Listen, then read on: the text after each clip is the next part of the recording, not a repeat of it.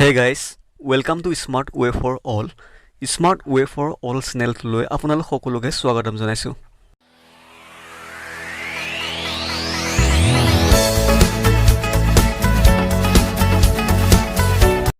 আজিৰ পাৰ্টটোত আমি লৈ আহিছো বিভিন্ন কম্পিটিটিভ এক্সামত আহি থকা ইংলিছ ল্যাঙ্গুৱেজৰ ওপৰত কেইটামান গুৰুত্বপূৰ্ণ প্ৰশ্ন উত্তৰ। যেনে ওৱানত সাবষ্টিটিউশন আমি পাৰ্ট 1ত কৰি আহিছিলো। আজি ওৱানত সাবষ্টিটিউশন বা ফ্ৰেজ এণ্ড ইডিয়মছ বিভিন্ন এক্সামত আহি থাকে, সিনমছ এণ্টমছ আমি নেক্সট পাৰ্টত কভাৰ কৰিম। আজি পাৰ্ট 2ত আমি ওৱানত সাবষ্টিটিউশন আৰু ফ্ৰেজ এণ্ড ইডিয়মছৰ কিছুমান গুৰুত্বপূৰ্ণ প্ৰশ্ন উত্তৰ লৈ আহিছো। আহক পলম নকৰাকৈ আমি ভিডিঅ'টো ষ্টাৰ্ট কৰোঁ। ভিডিঅ'টো ষ্টাৰ্ট কৰাৰ আগতে আপোনালোকে যদি পাৰ্ট 1 চোৱা নাই, মই পাৰ্ট 1ৰ লিংক ডেছক্ৰিপশ্যন বক্সত দি দিম, অনুগ্ৰহ কৰি পাৰ্ট 1টো চাই ল'ব। ঠিক আছে,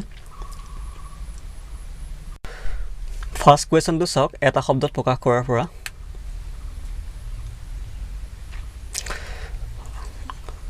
অৰ্থাৎ ওৱানত ছাবষ্টিটিউশ্যনৰ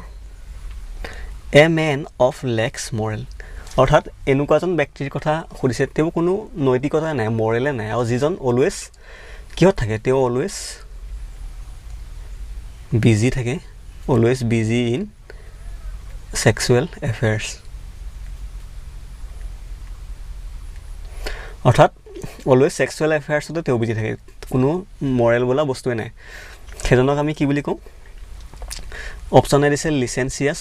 অপশ্যন 2 পিলফেয়াৰ, অপশ্যন 3 ইকন'লজিষ্ট, অপশ্যন 4 ৰাফিয়ান। আৰু ইয়াৰ এনচাৰটো হ'ব অপশ্যন এ লিচেঞ্চিয়াছ। অৰ্থাৎ এ মেন অফ লেক্স মৰেলক আমি কি বুলি কওঁ? লিচেঞ্চিয়াছ। অপশ্যন বি চাওক, পিলফেয়াৰ মানে কি? আমি পিলফেয়াৰটো এনেকৈ ক'ব পাৰোঁ, ওৱান হু ষ্টিলছ, অৰ্থাৎ যিজনে চুৰি কাৰ্যৰ লগত জড়িত থাকে সেইজন নহ'ব আমি পিলফেয়াৰ বুলি কওঁ। ঠিক সেইদৰে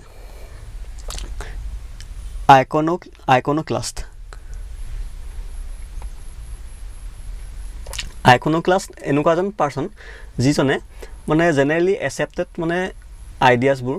মানে ছ'চিয়েলি যিবোৰ একচেপ্টেড আইডিয়া হয় সেইবোৰক অপ'জ কৰে। অৰ্থাৎ ওৱান হু ব্ৰিক্স ইমেজ, অৰ্থাৎ আমি তেওঁক এনেকুৱা কৰোঁ oppose, iconoclast opposed to accepted ideas, traditions, etc. অৰ্থাৎ তেওঁ ট্ৰেডিশ্যন বা যিবিলাক একচেপ্টেড আইডিয়াছ হয় সেইবোৰক অপ'জ কৰে, তেওঁ হৈছে আইকন'ক্লাষ্ট। আৰু ৰাফিয়ান জানে এইবিলাক মাফিয়া গুণ্ডাৰ লগত জড়িত। ঠিক আছে, ইয়াৰ শুদ্ধ নিচাটো কি পালোঁ আমি? লিচেঞ্চিয়াছ। কুৱেশ্যন 2টো চাওক, এইটো খুব ইম্পৰ্টেণ্ট আৰু কনফিউজিং হয় কিন্তু, আৰু আমি এৰৰ ডিটেকশ্যনতো এই ৱৰ্ডটো আমি পাই আহিছোঁ, কিছুমান এয়াৰ ডিটেকশ্যনতো আমি পাওঁ এইটো শব্দ। কি? A large number of fish swimming together in one direction. এতিয়া কৈছে a large number of fish, অৰ্থাৎ মাছৰ বিভিন্ন নম্বৰ, অৰ্থাৎ এইবিলাক মাছ ধৰক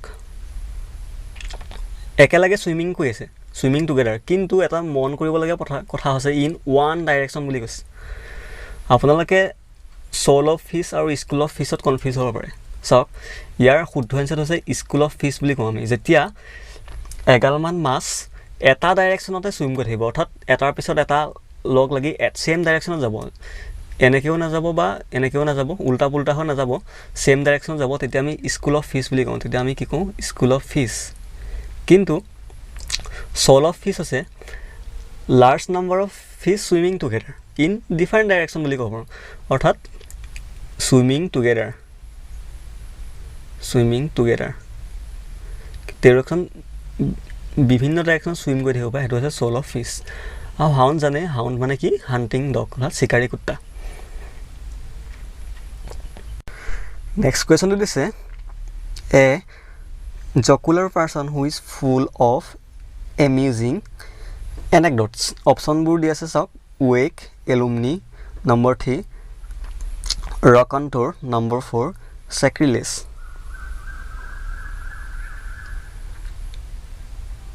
অৰ্থাৎ সেই জকুলাৰ পাৰ্চনজনক কি বুলি কওঁ আমি? যিজনে মানে এনেকডটছ বা আমি কি বুলি কওঁ? ৰিয়েল ষ্টৰিবোৰৰ ওপৰত যিবোৰ এটা এমেজিং ষ্টৰি হয় ভৰি থাকে, মানে সেই এমেজিং এনেকডটছে তেওঁ ভৰি থাকে, মানে তেওঁক আমি কি বুলি ৱেক বুলি কওঁ? ৱেক বা তেওঁক জকাৰ, এক প্ৰকাৰৰ জকাৰ বুলি ক'ব পাৰোঁ। বা জেষ্টাৰো ক'ব পাৰোঁ আমি ঠিক আছে নম্বৰ বি এলুমনি এলুমনি মানে কিহৰ লগত জড়িত এক্স ষ্টুডেণ্টৰ লগত জড়িত এলুমনি মানে এক্স ষ্টুডেণ্ট অপশ্যন চি দি আছে ৰেকণ্টৰ এজন ব্যক্তি কওঁ যিজন ব্যক্তি ষ্টৰি টেলিঙত একদম পাৰফেক্ট হয় অৰ্থাৎ one who is perfect in story telling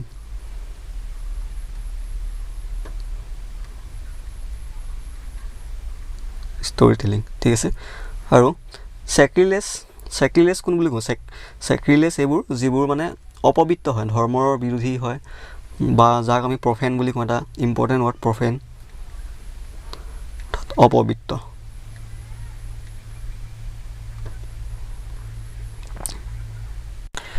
next কুৱেশ্যনটো চাওক এ মেন উইথ এবনৰ্মেল হেবিটছ অৰ্থাৎ এনেকুৱা এজন মানুহ যাৰ হেবিটবোৰ একদম নৰ্মেল নহয় এবনৰ্মেল হয় তেওঁ পাগল নহয় একচুৱেলি কিন্তু একদম এবনৰ্মেল হেবিট সেইজনক আমি কি বুলি কওঁ অপশ্যন এ দি আছে profane option B eccentric option C absurd option D lunatic ইয়াৰ ৰাইট এনচাৰটো হ'ব অপশ্যন বি এচেণ্ট্ৰিক ইচেণ্ট্ৰিক বা ইচেণ্ট্ৰিক বুলি কওঁ আমি অৰ্থাৎ তেওঁ হেবিটবোৰ একদম এবনৰ্মেল হয় একদম চুলি তুলি দীঘল কৰি কিবা ধৰণে আছে তেনেকুৱা আৰু এবনৰ্মেল হয় আৰু প্ৰফেন আপোনালোকে জানে ধৰ্মৰ বিৰোধী যিবোৰ যাক আমি অধৰ্মী বুলি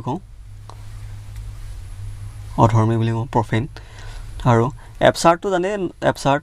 একদম মানে কি এবচাৰ্ড আৰু ভেৰি এবচাৰ্ড মানে একদম কোনো লজিকতে নপৰে মানে একো লজিকতে নপৰে এবচাৰ্ড অৰ্থাৎ যাক আমি কি বুলি কওঁ ৰিডিকুলাছ বুলি কওঁ একদম ৰিডিকুলাছ থিং আৰু এনেকৈ কওঁ যে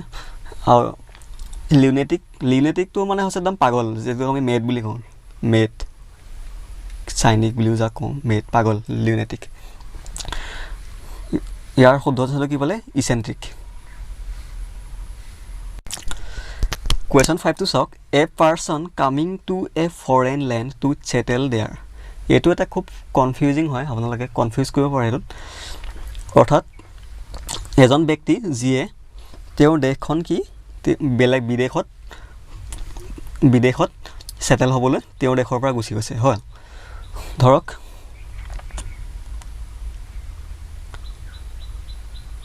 এইখন এখন কাউণ্টি হ'ল এখন কাউণ্টি 1 ধৰক এখন কাউণ্টি 2 এ নামৰে ব্যক্তিজনে কাউণ্টি 1 এৰি ক'লৈ গ'ল কাউণ্টি 2 লৈ গ'ল হয় কাউণ্টি 2 অৰ্থাৎ তাত কি বুলি কওঁ আমি কামিং কাউণ্টি 2 লৈ কামিং হৈছে আৰু কাউণ্টি 1 খন কি এৰি গৈছে অৰ্থাৎ এইখন লিভিং LEAV এখন লিভিং হ'ল এতিয়া সেই ব্যক্তিজনক য'ত কাউণ্টি 2 লৈ গ'ল তাত তেওঁক ক'ব কি বুলি ইমাইগ্ৰেণ্ট IMI ইমাইগ্ৰেণ্ট আৰু কাউণ্টি 1ত তেওঁ লিভ কৰিছে ন আৰু কাউণ্টি 1ত তেওঁক ক'ব এটা শব্দই দুটা প্ৰকাৰত কয় ইমিগ্ৰেণ্ট উচ্চাৰণ একেই হ'ব কাৰণ স্পেলিংটোহে বেলেগ হ'ব অৰ্থাৎ a person coming to a foreign land to settle there অৰ্থাৎ বিদেশলৈ গৈছে তাত ছেটেল হ'বলৈ তেওঁক আমি কি কৰোঁ ইমাইগ্ৰেণ্ট আৰু ইমিগ্ৰেণ্ট হৈছে একেই তেওঁৱে খালি যদি শব্দটো লিভ বুলি থাকে লিভিং হিজ কাউণ্টি এনেকৈ থাকে টু ছেটেল ইন ফৰেইন কাউণ্ট্ৰিত যদি এনেকৈ থাকে তেতিয়া হ'ব ইমিগ্ৰেণ্ট কনফিউজন হয় কনফিউজ নকৰিব ভালকৈ মনত ৰাখি ল'ব ঠিক আছে নেক্সট কুৱেশ্যনটো চাওক something capable of being done option আছে প্ৰভেবল এক্সপ্লিচিবল ফিজিবল টিনেবল ইয়াৰ এনচাৰটো হ'ব ফিজিবল অৰ্থাৎ যিটো আমি কি কৰিব পৰা যোগ্য যিটো কৰিব পৰা লায়ক হয় সেইটোক আমি কি বুলি কওঁ তাক আমি কওঁ ফিজিবল বুলি কওঁ option C right answer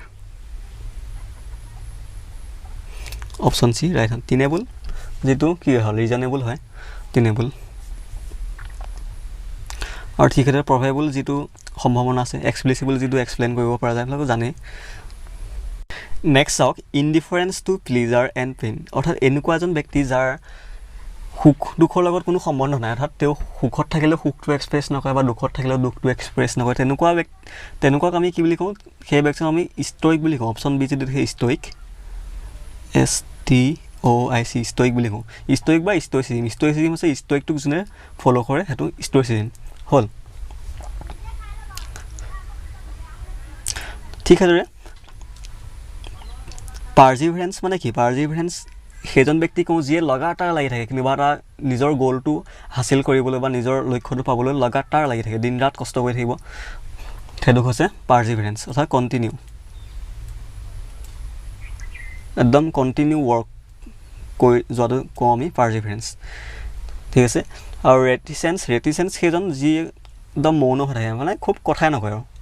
little টক যিটোক আমি লিটিল টক বুলি কওঁ কথাই নকয় তেওঁ মুখৰ পৰা কথাই নোলায় সেইটো হৈছে ৰেটিচেঞ্চ হনৰাৰী জানে সন্মানজনক আৰু হনৰাৰীৰ লগত জড়িত আৰু এটা ৱৰ্ড আছে যেনে হনৰেৰী জব এনেকুৱা এটা জব যিটো পূৰা সন্মানজনক হয় কিন্তু চেলাৰী যাৰ কাৰণে আমি চেলাৰী খুব কম পাওঁ বা চেলাৰী নোপোৱা নিচিনা সেইটো হৈছে হনাৰী জব ঠিক আছে নেক্সট আমি চাওঁ আহক কেইটামান ইডিয়ম এণ্ড ফ্ৰেজ অৰ্থাৎ ইডিয়ম এণ্ড ফ্ৰেজ আছে এনেকুৱা এটা চেণ্টেন্স বা এনেকুৱা এটা আপোনাক ফ্ৰেজ দি দিব ব্ৰেকেটৰ ভিতৰত দি দিব আৰু তাৰ মিনিংটো সুধিব সেইবোৰক আমি ইডিয়ম এণ্ড ফ্ৰেজ বুলি কওঁ প্ৰথমটো দিছে বাৰ্ড অফ প্ৰেচেছ মানে কি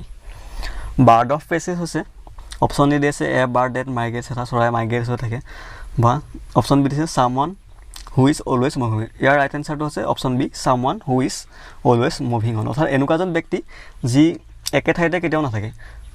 খুব খন্তেকে মুভ কৰি থাকে এইটো ঠাই বা সেইটো ঠাইলৈ গৈ থাকে চামৱান হু ইজ অলৱেজ মুভিং বা ওৱান হু কামছ অকেজনলি এনেকৈ থাকিব পাৰে ওৱান হু কামছ অকেজনলি অৰ্থাৎ এনেকুৱা এজন ব্যক্তি কেতিয়াবাহে আহে মানে এনেকুৱা চেঞ্চলৈও ক'ব সেইটো হৈছে তেওঁক আমি কি বুলি কওঁ বাৰ্ড অফ প্ৰেচেছ বুলি কওঁ ঠিক আছে নেক্সট আহক বাইট দ্য ডাষ্ট মানে হৈছে টু বি ডিফিটেড অৰ্থাৎ পৰাজয় বা কিল টু বি কিল্ড অৰ্থাৎ মৃত্যু বা পৰাজয় পোৱাটোক বাইট দ্য ডাষ্ট বুলি কওঁ 3 নম্বৰ ফ্ৰেজটো চাওক বল্ট ফ্ৰম দ্য ব্লু এটা খুব ইম্পৰ্টেণ্ট হয় নোট কৰি যাব বিভিন্ন এক্সামত সোধা দেখা গৈছে এইটো বল্ট ফ্ৰম দ্য ব্লু ইয়াৰ মিনিংটো হৈছে আনএক্সপেক্টেড প্ৰব্লেম অৰ্থাৎ ছাডেন প্ৰব্লেম বুলি ক'ব পাৰোঁ আমি ছাডেন এটা বাধা বুলি ক'ব পাৰোঁ এনেকুৱা এটা মানে এইটো দুবাৰ ৰিপিট হৈ গ'ল একেই হয় 3-4টো অৰ্থাৎ ছাডেন বা আনএক্সপেক্টেড প্ৰব্লেম অৰ্থাৎ তেওঁ মানে এক্সপেক্টেই কৰা নাছিলে এনেকুৱা এটা যে প্ৰব্লেম আহি যাব বুলি তেওঁ সেইটোক আমি কি বুলি কওঁ বল্ট ফ্ৰম দ্য ব্লু যেনে আপোনালোকে এনেকৈ ক'ব পাৰে এটা এক্সাম্পল লৈছোঁ the resignation of the chairman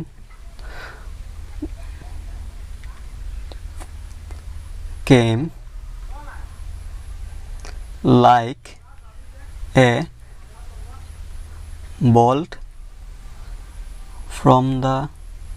blue অৰ্থাৎ চেয়াৰমেনজনৰ ৰেজিগনেশ্যনটো এটা bolt from a blue like a bolt from the ব্লুৰ দৰে আহিলে অৰ্থাৎ তাৰ মিনিংটো কি অৰ্থাৎ আনএক্সপেক্টেড অৰ্থাৎ ভাবিব নোৱাৰা ধৰণে আহিলে সেইটোৱে নেক্সট কুৱেশ্যন চাওক ব্ৰেক দ্য আইচ তাৰ মিনিং হৈছে টু ষ্টাৰ্ট এ কনভাৰচেশ্যন আপোনালোকে কমন চেন্স যদিও নাজানে কমন চেন্স ইউজ কৰিও কিছুমান কৰিব পৰা যায় যেতিয়ালৈকে আইচটো কোৱা আইচ হৈ থাকে তেতিয়ালৈকে গোটা বান্ধি থাকে আইচ যেতিয়াই কি হয় গলি যায় তেতিয়াই ৱাটাৰলৈ পৰিৱৰ্তন হয় যেতিয়াই পানী হৈ যায় ঠিক সেইদৰে আপোনালোকে ব্ৰেক দ্য আইচ মানে হ'ল টু ষ্টাৰ্ট এ কনভাৰচেশ্যন যেতিয়ালৈকে চাইলেণ্ট হৈ আছিল ধৰক যেতিয়া চাইলেণ্টটো ভাঙি যাব কনভাৰচেশ্যন ষ্টাৰ্ট হৈ যাব নহয় হুলস্থুল হৈ যাব সেয়া মানে টু ষ্টাৰ্ট এ কনভাৰচেশ্যনক আমি কি বুলি ক'ব পাৰোঁ ব্ৰেক দ্য আইচ বুলি ক'ব পাৰোঁ নেক্সট ফ্ৰেজেল ভাৱটো চাওক burn the candle at both ends অৰ্থাৎ মমবাতিডাল দুই ফালৰ পৰাই জ্বলি আহিছে মানে কি টু ৱেষ্ট মানি অৰ্থাৎ মানিবোৰ মানে ৱেষ্ট হৈছে বা খৰচ হৈছে ভাবিব নোৱাৰাকৈ খৰচ হৈছে আৰু টু ৱেষ্ট মানি বা ৱেষ্ট টাইম এনেকৈ ক'ব পাৰোঁ যিকোনো বস্তু ৱেষ্ট আৰু burn the candle at both end দুই ফালৰ পৰা নাইকিয়া হৈছে মানে ঠিক আছে নেক্সটটো আছে ব্ৰাউন ষ্টাডি আমি কোনটো ষ্টাডি কওঁ একদম পূৰা গভীৰভাৱে চিন্তাত মগ্ন হৈ যায় একদম সেইটো হৈছে a state of deep thought অৰ্থাৎ গভীৰ চিন্তাত যিটো মগ্ন হৈ থাকে তাক আমি ব্ৰাউন ষ্টাডি বুলি কওঁ নেক্সট চাওক Castle in the air year meaning হৈছে ডে ডিম অৰ্থাৎ দিনতে যি সপোন দেখে বা বিভিন্ন চিন্তাত উৰি ফুৰে হয় এনেকুৱা তেনেকুৱা সেইটো আমি কি বুলি কেচেল ইন দ্য এয়াৰ অৰ্থাৎ ডে ডিমাৰ নেক্সট ফ্ৰেজেল ভাবটো চাওক কাট এ চৰি ফিগাৰ তাৰ মিনিং কি টু অপশ্যন আছে টু গিভ এ ফৰ শ্বৰ option B feel sorry option C regret option D to feel heavy to feel unheavy ইয়াৰ meaning হৈছে option A to give a poor শ্বৰ বা এইটোক আমি এনেকৈ ক'ব পাৰোঁ to create an unfavourable impression or present one self badly or negatively অৰ্থাৎ এজন ব্যক্তিয়ে নিজকে খুব মানে নিগেটিভলি প্ৰেজেণ্ট কৰিছে বা খুব বেয়াকৈ বেডলি প্ৰেজেণ্ট কৰিছে প'ৰ শ্ব' সেইটোকে কওঁ কাট a sorry figure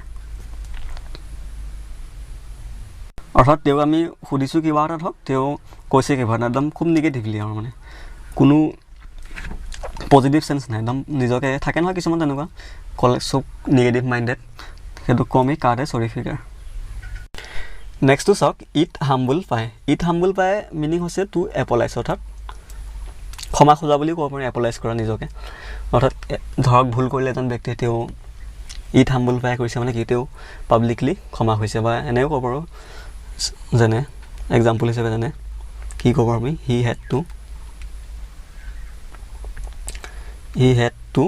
it humble পাই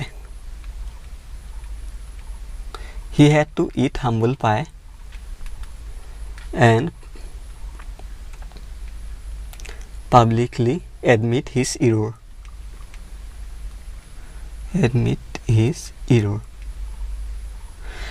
ঠিক আছে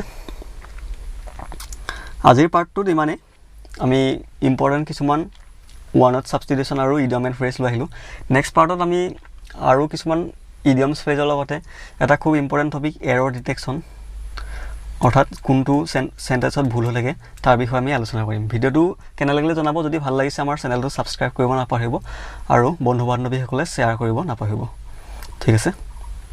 ধন্যবাদ